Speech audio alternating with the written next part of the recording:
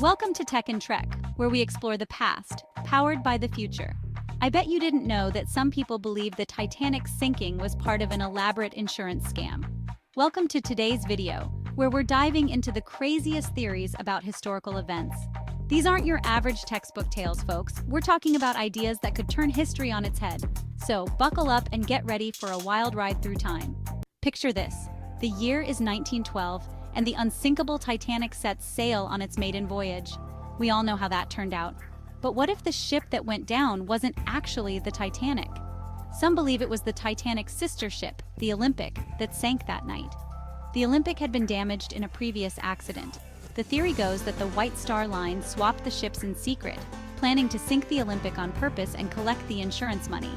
Dark, right? Believers point to discrepancies in portholes, different lifeboat capacities, and even rumors that J.P. Morgan, who owned the White Star Line, canceled his trip at the last minute. Coincidence? Or maybe not. Switching out two massive ocean liners like that seems far-fetched. But hey, that's what makes conspiracy theories so juicy, right? There's always that little seed of doubt. What do you guys think? Let me know in the comments if you've heard of this one before and if you think there's any truth to it.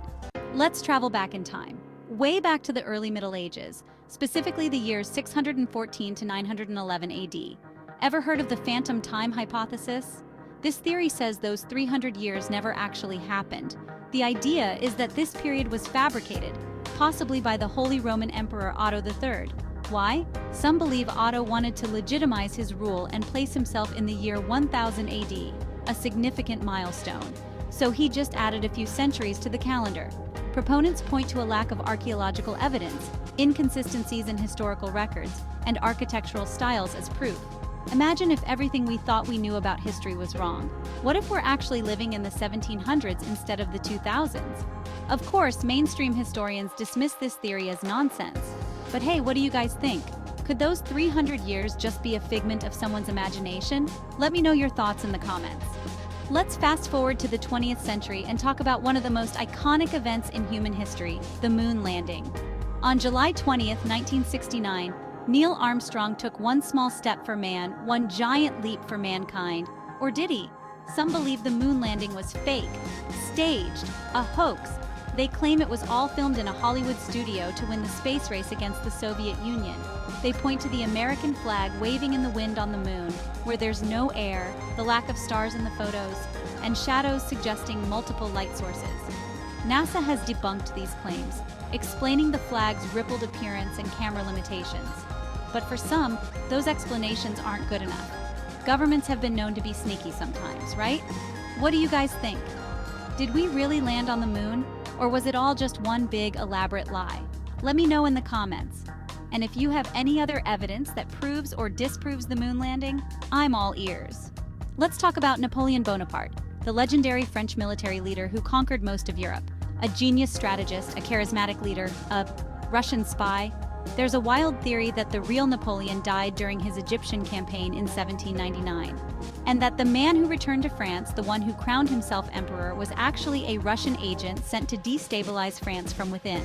The theory hinges on a few interesting points. Napoleon's handwriting and personality seemed to change after his return from Egypt. Some historians argue that his military decisions during the later years of his reign seemed to benefit Russia more than France. When he died in exile in 1821, his height was recorded as 5'2", which was very short for the time.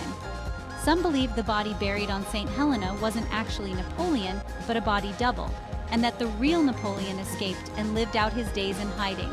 What if history's most famous French emperor was actually working for the enemy all along? It's enough to make you question everything you thought you knew about Napoleon. Let's dive into the world of music conspiracies with this one, the Paul is dead theory. Some believe that Paul McCartney, the cute Beatle, died in 1966 and was replaced by a look-alike. This theory has been around for decades, and believers are convinced that the Beatles left clues about Paul's death in their music and album art.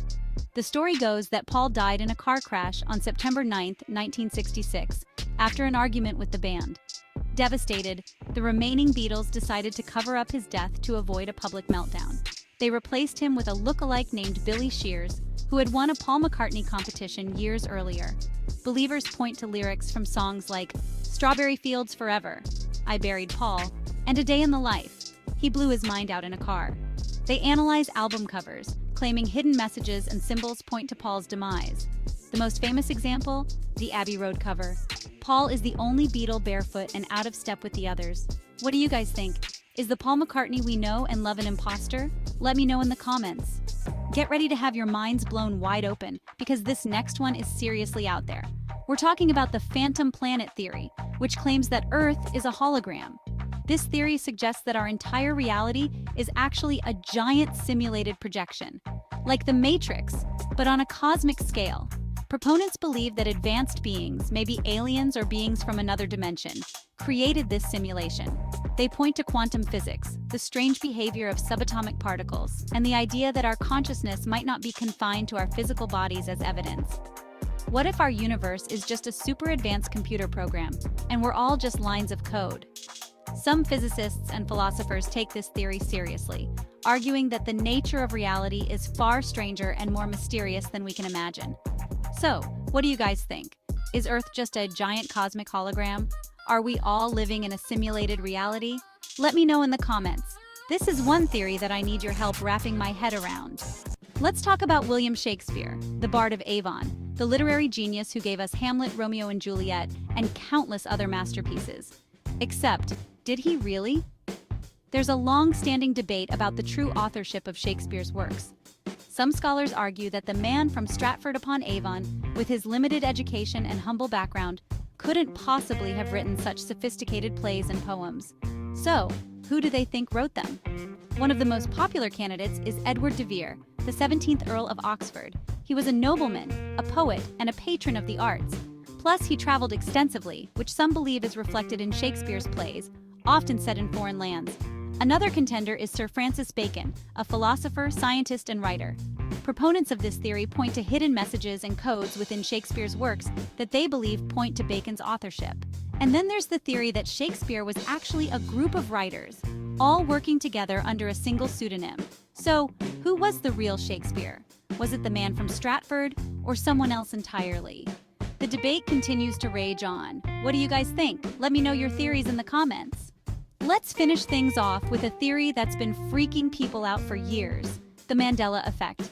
Have you ever had a really vivid memory of something, only to find out that your memory is completely wrong? Like, you remember something happening a certain way, but everyone else remembers it differently? That's the Mandela effect in a nutshell. It's named after Nelson Mandela, the South African anti-apartheid revolutionary. Many people have this distinct memory of Mandela dying in prison in the 1980s.